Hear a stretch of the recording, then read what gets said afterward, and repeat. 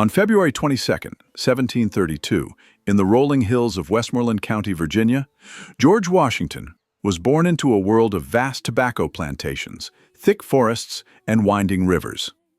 Morning mist hovered over the fields as his family moved through their daily routines, shaping the rhythm of colonial life. From an early age, George displayed remarkable curiosity and discipline, learning mathematics, surveying, and the principles of gentlemanly conduct under the careful guidance of private tutors. The death of his father in 1743 brought new responsibilities, teaching him resilience, focus, and a profound sense of duty. By 1749, at just 17, he embarked on his first surveying missions across the Virginia wilderness, mapping rivers, hills, and forests, confronting the challenges of the frontier. Each expedition honed his courage, observation, and understanding of the land, qualities that would define him as a soldier, statesman, and ultimately a founding father destined to shape the future of a nation. By 1749, at the age of 17, George Washington embarked on his first surveying missions across the Virginia wilderness. Tasked with mapping rivers, hills, and forests, he confronted the challenges of untamed terrain, unpredictable weather, and the vastness of the frontier. Each day brought new obstacles, from crossing swift streams to navigating dense forests. Yet George's curiosity, focus, and resilience guided him through each trial. Working closely with experienced surveyors, he honed his skills in measurement, observation, and leadership. These journeys expanded his knowledge of the land and instilled confidence and a profound sense of responsibility. Through careful study, persistence, and meticulous planning, young Washington began to understand strategy, decision-making, and foresight, lessons that would shape his future as a military leader and founding father, prepared to face the challenges of a new nation. By 1750, the Virginia frontier stretched wide and untamed, a land demanding precision and courage. At 18, George Washington had become an accomplished surveyor, trusted to chart forests, rivers, and distant valleys where few men had traveled. Long days under the burning sun and nights beneath the stars hardened his resolve. Each expedition strengthened his command over men and his understanding of the land's silent power.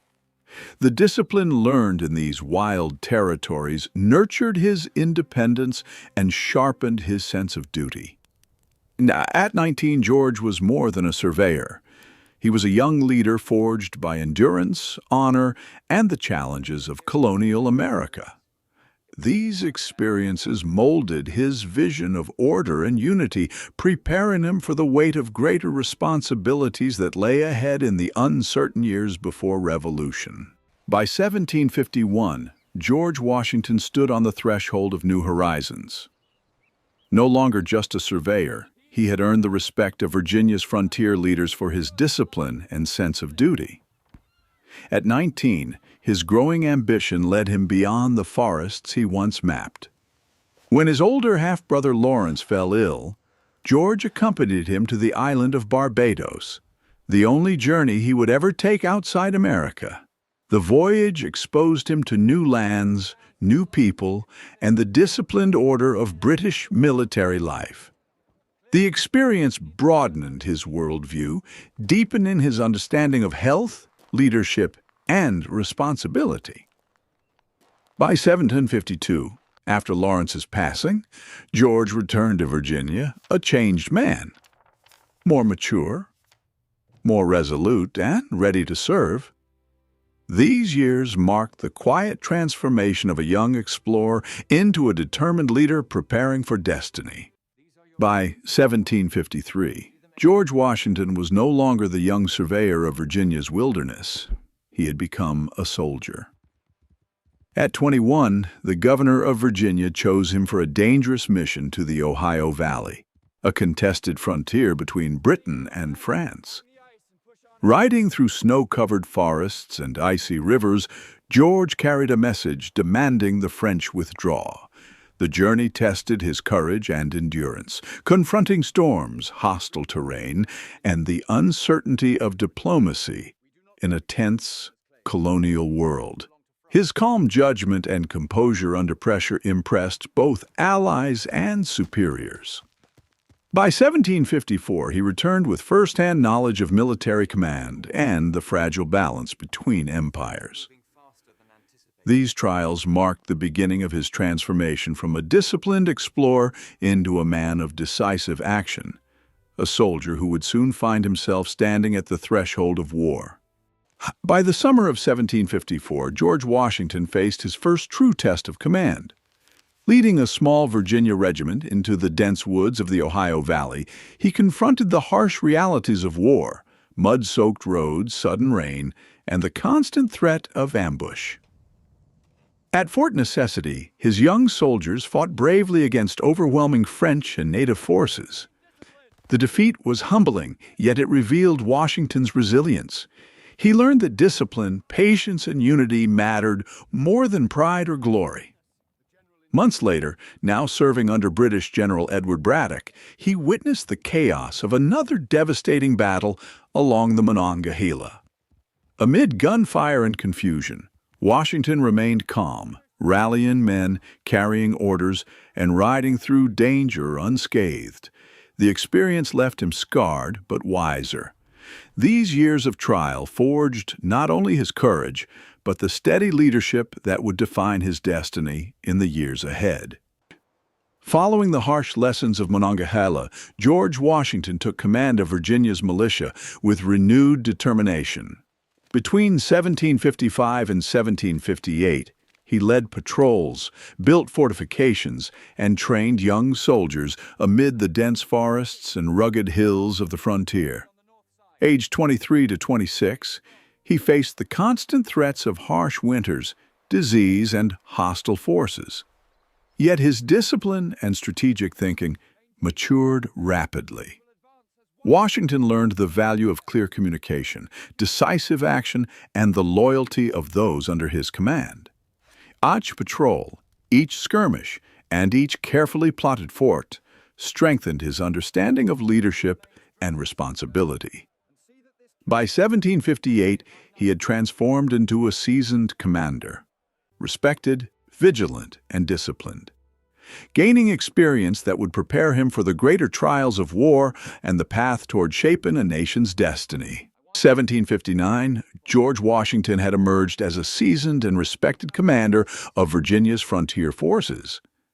At 27, he led coordinated attacks, built fortifications, and trained troops with the discipline and strategy he had honed over years of warfare.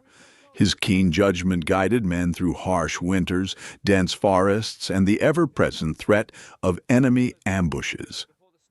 Washington learned the importance of loyalty, patience, and decisive action under fire, earning the respect of both colonial officials and soldiers. As the war wound down, he oversaw the orderly withdrawal of forces and the maintenance of frontier security, returning home to Virginia at 28. These campaigns had transformed him from a young surveyor into a confident, capable leader, ready to navigate the challenges of peace and the opportunities of a rapidly changing colonial world. After returning to Virginia in 1760, George Washington devoted himself to managing Mount Vernon, overseeing the plantation, and implementing improvements with meticulous care. At 28, his maturity and discipline were evident as he balanced responsibilities with increasing engagement in local affairs. Surveying lands, observing workers, and refining his understanding of colonial politics, he demonstrated the steady leadership and foresight that would define him. Washington's keen eye for both people and resources strengthened decision-making, and by 1762, he had become a respected figure in Virginia society. These quiet years shaped his character, cultivating the patience, integrity, and strategic thinking that would later guide him through the challenges of public life and revolutionary leadership.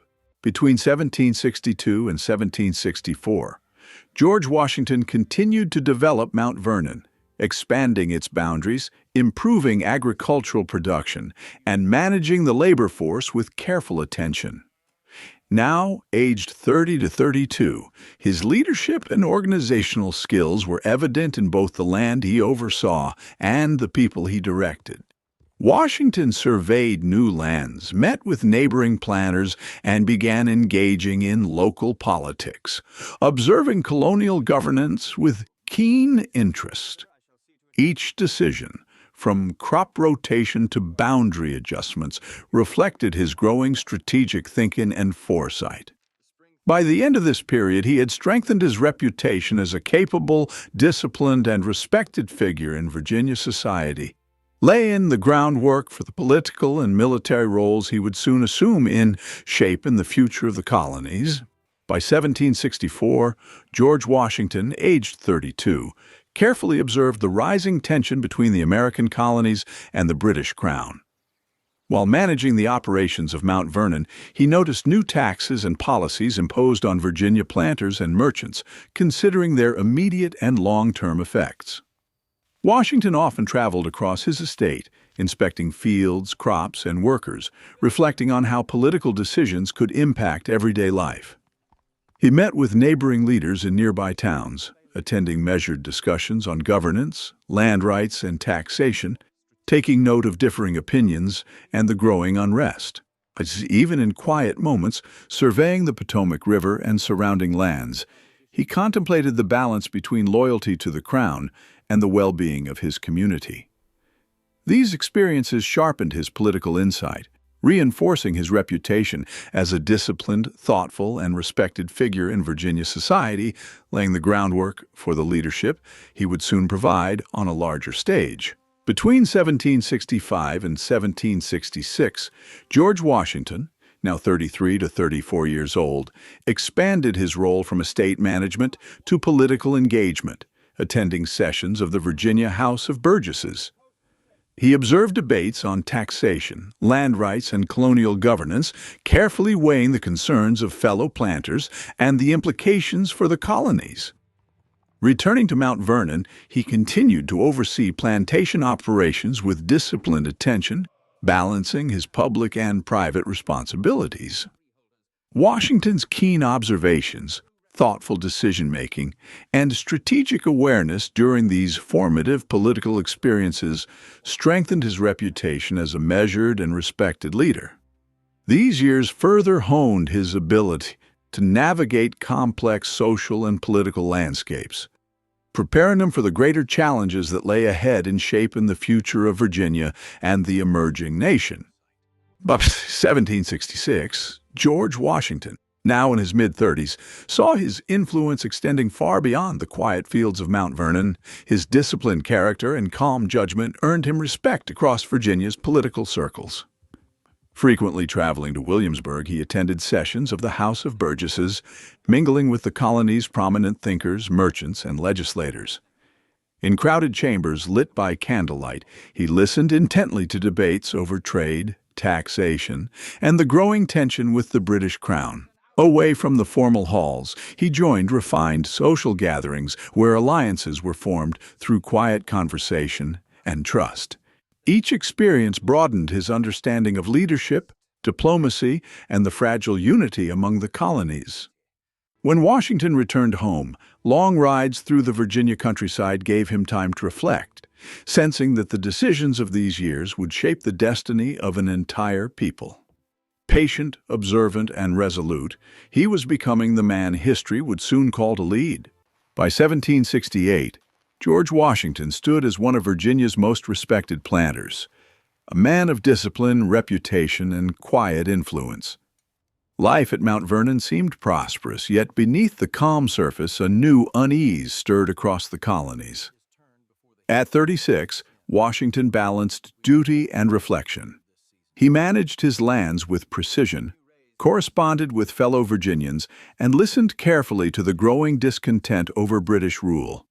In letters and tavern meetings, he spoke cautiously, warning that liberty once lost could never be regained. The Stamp Act protests and trade boycotts deepened his concern, drawing his attention beyond the fields of Mount Vernon to the rising cause of unity. Each sunset over the Potomac found him in thought, a man still loyal to the crown, yet increasingly bound to his homeland.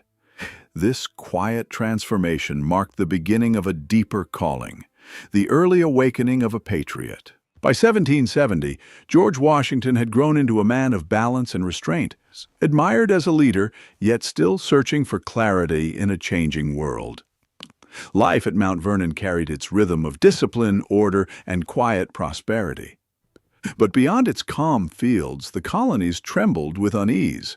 At 38, Washington rode the boundaries of his estate, observed trade routes, and listened to the anger that brewed in taverns and town halls. He saw merchants struggle, farmers protest, and British ships patrol the rivers that once symbolized freedom. By 1771, his correspondence deepened, letters exchanged with men who shared his growing concern. He began to question not only British taxes, but British justice. As winter 1772 arrived, Washington, now 40, stood once more by the Potomac, silent beneath the fading light. A man of reason, integrity, and purpose, preparing quietly for a storm history had already begun to write. By 1773, George Washington, now 41, watched as the colonies around him stirred with discontent. Life at Mount Vernon remained orderly and disciplined, yet news of the Boston Tea Party and other acts of protest reached his study and dinner table. Washington observed the debates, the merchants' complaints, and the growing unrest with calm deliberation. Each conversation, each letter, added to his understanding of colonial unity and the delicate balance of loyalty and justice.